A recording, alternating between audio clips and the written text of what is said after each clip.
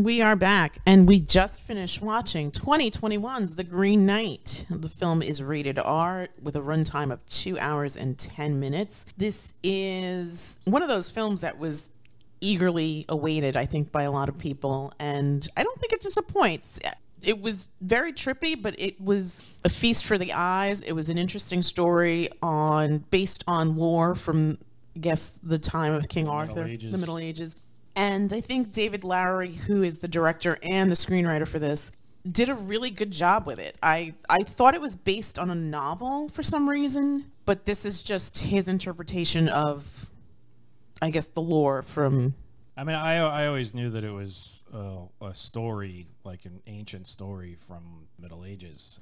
I mean, I knew the basics of the story. I knew that everybody's eating dinner at King Arthur's court, and then suddenly this mysterious Green Knight shows up and says, hey, if you could land a blow on me, then in a year's hence, I get to do the same to you. So Gawain goes up and thinks he's smart and just chops the dude's head off. And the guy just stands up, puts his head back on, and says, I'll see you in a year. So it's basically like, I didn't know what happened afterwards. I'm guessing it happens pretty much the same in this movie. It's basically a quest for honor to prove that you are an honorable person, which was Gawain's paramount. ultimate Paramount goal. as far as like being a knight. The image of the knight, especially the Arthurian knight, is one who's, you know, chivalrous and defending the weak and fighting evil and stuff like that. Whether that was true or not in the Middle Ages is probably, you know, it wasn't really that true in the Middle Ages. I mean, everybody was in for themselves. Everyone was pretty much in it for themselves, and if you were a knight, you were basically just enforcing, you know, the will of the strong over the rest of the population. Sure, but this is a story. Yes. Yes. We're not interested in all the ugly and parts. plus, isn't it, I mean, did King Arthur really exist? No. Exactly. So, and if he did exist, he certainly did exist in Christian times. They were not celebrating Christmas during King Arthur's reign. Exactly. It was pre-Christian. If there ever was a true King Arthur, there probably wasn't. It's probably just a collection of random legends and sewn together. Things like that from like the Celts and whoever was the native inhabitants of the British Isles. So, what did you think? I mean, I liked it. It was definitely like a trippy movie. Like when we were watching it, I was like thinking, did the guy who directed Mandy make this movie? Because it felt like it, right? Like it was like the shades colors, of Mandy on there. Like the colors are like so vibrant, which was interesting too to me. What else? What else did you like the film? I liked it. Yeah, it was. Some parts had me like baffled. Yeah, like the giants. Yes, like I didn't know how that interplayed. But I mean, there seemed to be certain parts where like they were pretty fast and loose with the continuity of where Gawain was, like especially in that giant scene, because it was like, oh, I'm on a mountain now, I'm on a plain. It's like, did the giants carry him? We don't know. Yeah. Like, what was the point of the giants? Most of it is easy. Most of it you could pick up. Yes. Most of it, if you thought about it, you could understand what was going on and why Gawain had to go on this journey, because I think, in my interpretation, Gawain was living with this ideal of what a knight should be, but I don't think he truly understood what like achieving those ideals meant. I don't think he really understood what honor meant. Right. Well, he was a rudderless, aimless young man with no focus. He wasn't in any. He said he wasn't in a rush to become a knight. Right. And he had no stories to tell. That was like another important line. In the movie. Arthur asks him, "Tell me a story," and he's like, "I have no tales to tell." And the Queen goes, "Yet." Right. So it almost seems like this is like a setup. Yes. Yes. Like this whole thing was a setup between Arthur and Gawain's mom, who is his half sister. He's not Gawain's half sister. No, his Arthur's half sister. I meant. I'm sorry. And so he gets put on this journey to basically learn what it means to be honored. And the thing that's interesting about it is he goes on this journey, and he seems intent on keeping his promise to go to the chapel and face the Green Knight. And I think, I mean, obviously, that's what the movie seems to be playing into, is that he feels confident in this, that he will achieve his honor, and I guess all will end well, because I guess he's expecting something different. Like he definitely doesn't expect it to be, I'm going to kneel and this guy's going to lop my head off. Right. And I'm guessing he thought a different outcome would occur because he was wearing that belt that his mother gave him. Right, which was enchanted. Which was, you know, supposedly enchanted and whatnot. So it's almost like he had like a cheat code to get out of. Yeah, is it honor if you know you're going to get out of it? Right. That's pretty much it. And I think that's the lesson that he learns, because you see what happens afterwards, and it makes sense. It does make sense, and I guess it's definitely a morality play. Did you have a favorite character? What are my kids? I mean, there really is one character in this whole thing. It's Gawain. He's the focus of this entire story. The things that the adventure that he goes on, and it's like, it's not like he's like, there's a lot of daring do in this. He's not even really a good fighter. I don't think he ever really fights. And the one time he is confronted with fighting, he pretty much just gets beat. He gets robbed. He loses everything.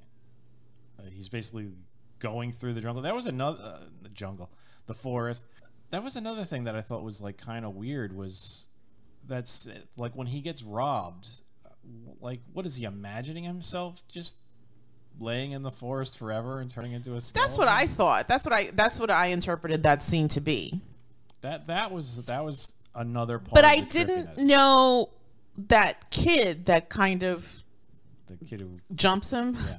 like, because at one point he takes his horse and his sword, and he did take the sword. Axe. He took he took the axe, right, because he cut himself with the sword.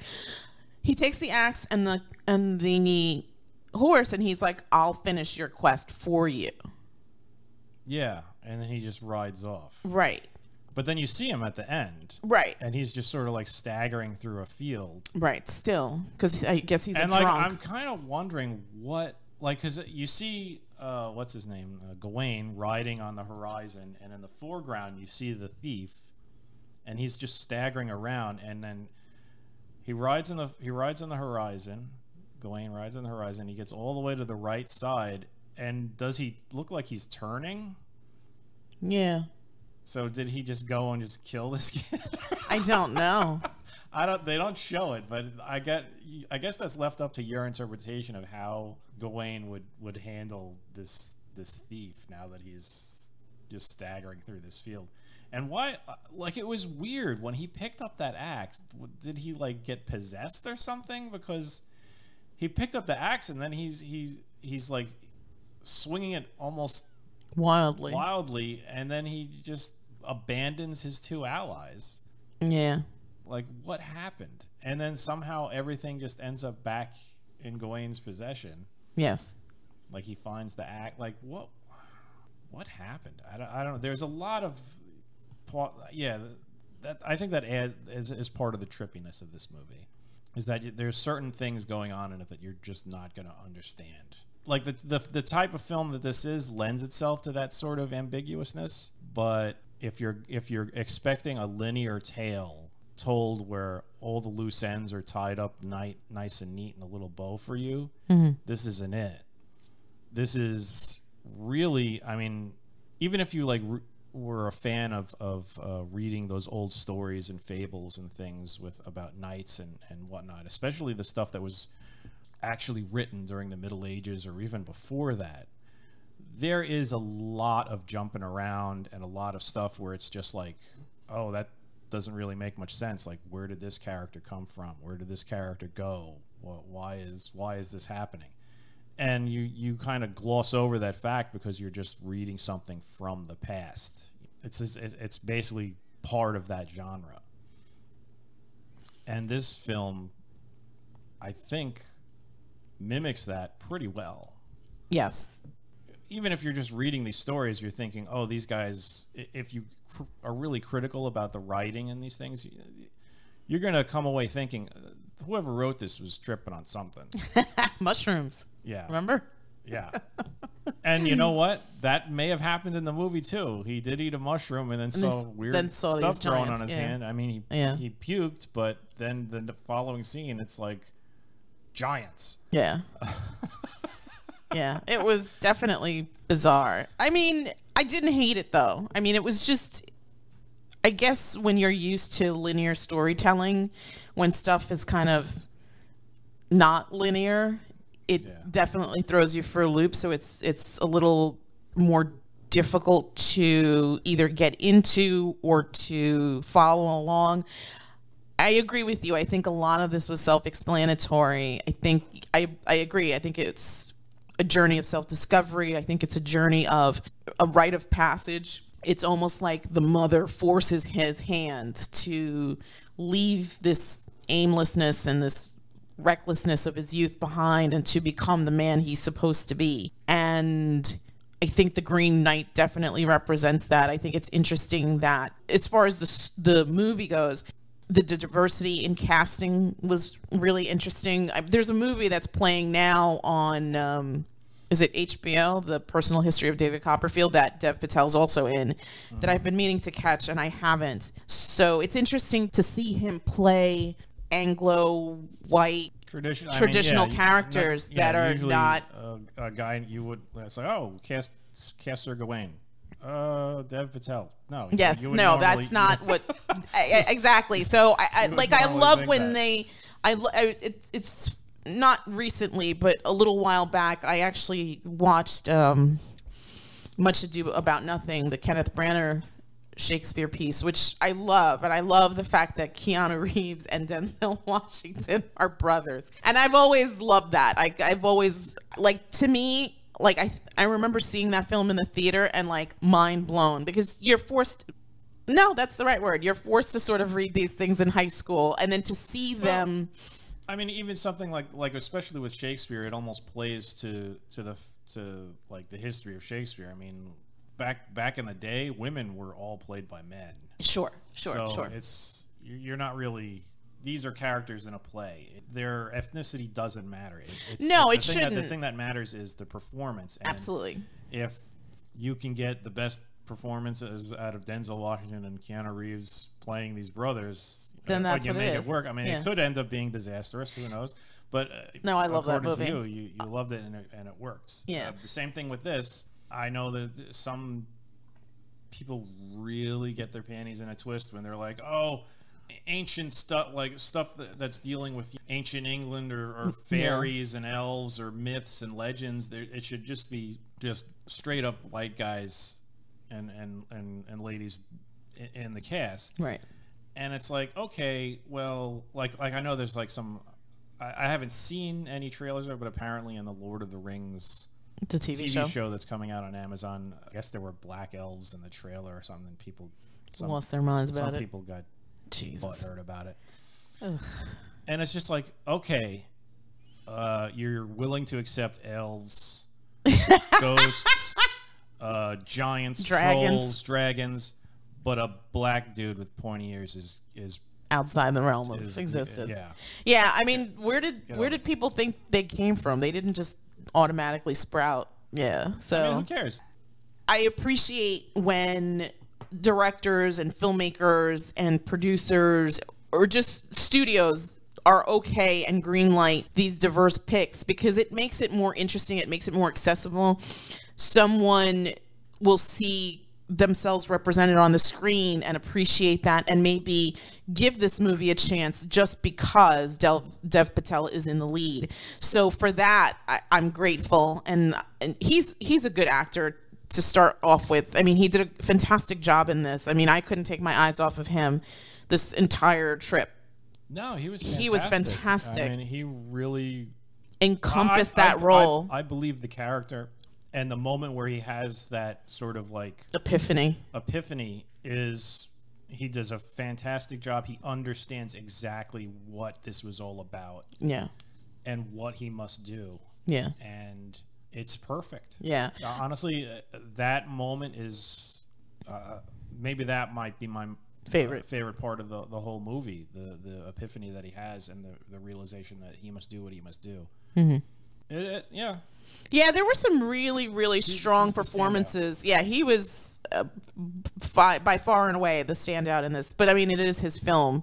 I mean, not just him. Obviously, there are other... Alicia Vikander does 2 roles in this. One, there was a scene that was a little weird. I don't know if we want to give that away. I think maybe not spoil that for the audiences. Just go into this. I don't know what was happening there. I didn't understand that either, but it was...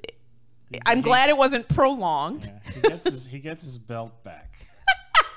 Let's just note that. Okay. Yes, and move along. That was a very strange moment, but that was also really interesting because it definitely added a layer to the story, and it left you wondering, like, who is this? Like, who ultimately is this? Because this person, word for word, said stuff that another character in this film said.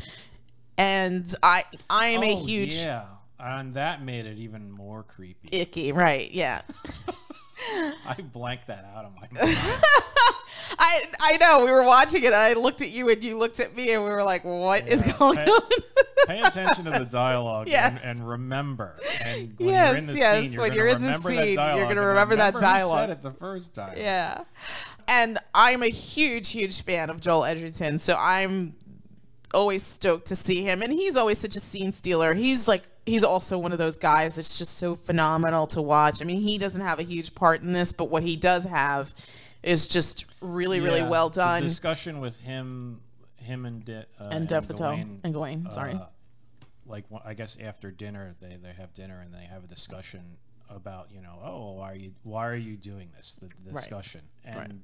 That is a very important piece of dialogue. Yeah. Very well done. Yeah. And even what Alicia Vikander says, the discussion about the colors was kind of interesting. Like, why green? Oh, yes.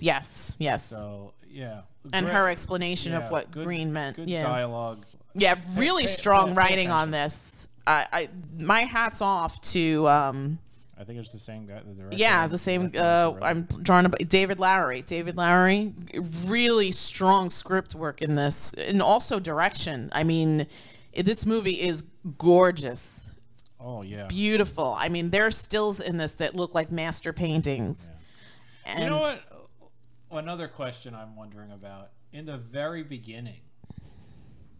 Like, why was that barn on fire, and was that guy dead? And then, like, a woman and a man come out, and the woman hops on the horse, and then it's just sort of, it's like that's just daily life. Like I'm assuming that's what it is, because then you pan into him and his story. Then he's just, the world is on fire, and he's just maybe that's it. Oblivious. He's not really helping anybody. Right. He's just being a selfish young man. Life. Right. All right. So I think there's that. I mean, I originally I thought that scene was the future because things were on fire. I thought something was happening. But then it goes into the town past. Getting invaded or something. Yeah. No. But I mean, it was just the fire. Everything's all misty. Yeah. This film was very beautiful and trippy. Yeah, gorgeous. Well, the other thing I was going to point out to your statement was life was cheap in the Middle Ages, right? Yeah. Just seeing a dead guy laying in a field of farm animals. Yeah. It's just probably par for the course. I guess he died. Yeah. So it was the Middle Ages. Yeah. Anything else? I mean, there's implied sex in this. Yeah. I mean, it's not nudity, is there? There's a couple of sex scenes. You'll see some butt cheek. But everyone has butt cheeks. I'm not. Yeah. I don't know. I guess I'm in the minority. I know some people are scandalized by butts. By butt cheeks. By butt cheeks. They shouldn't. They show butt cheeks on TV. Yeah. This isn't for. No, this isn't for the very young. I think teenagers, though, teenagers maybe can watch this. Yeah. 14 and up. especially if you're doing the classics in school. I think this might be a nice little interesting veering off the path, because obviously the poem or the book that this is based on is probably written in some really boring Old English. Anything else? No. Well, what would you give this one? I would give this an 8.5. I think story-wise, it was strong. All the performances were spectacular. Dev Patel's the GOAT in this. He's just amazing to watch. You cannot take your eyes off of him. I think from where it starts to where his story ends, it's an interesting and beautifully done story arc of this young man coming into his own. I think the set direction is phenomenal. The costuming is gorgeous. The cinematography on this is gorgeous. The editing really works and really pushes the story along. I've never once looked at my phone, looked at the time, wondered what I was going to make for dinner. I was really invested in this young man's journey. I think David Lowery gets a lot of praise here for making something that could have been hella boring into something that's thought-provoking and just not only just good storytelling, but excellent filmmaking. So it's nice to see when those kind of components all come together. Yeah, I agree with everything you said. I would say I'd probably give it like a 7.5. Okay, fair enough. This is definitely something. It's more heady than I guess the usual sort of films we're watching. Yeah. So if you're just like some dude or somebody who's just like in for like, oh, I want to see knights, cutting each other with swords. This is not it. This is not the film for you. This is very this is sort of like a meditation on what honor means. It's basically just a big character arc with predominantly one guy leading the way and encountering random events interesting characters that shape who the man he's going to be. Yeah. And it all culminates in at the end where he's almost like he's shown two paths or shown one path of what his life can be. And like I said, he chooses the alternate path. Oops. Sorry. I'll cut that out. And it's like I forgot what I was gonna say. Sorry. Anyway, 7.5. Okay, but that's it for me. It's raining. Yeah, it started raining. It's raining. Wrap it up. Okay, so I guess that's it from us, and we will come back with another review soon. Good night. Good night.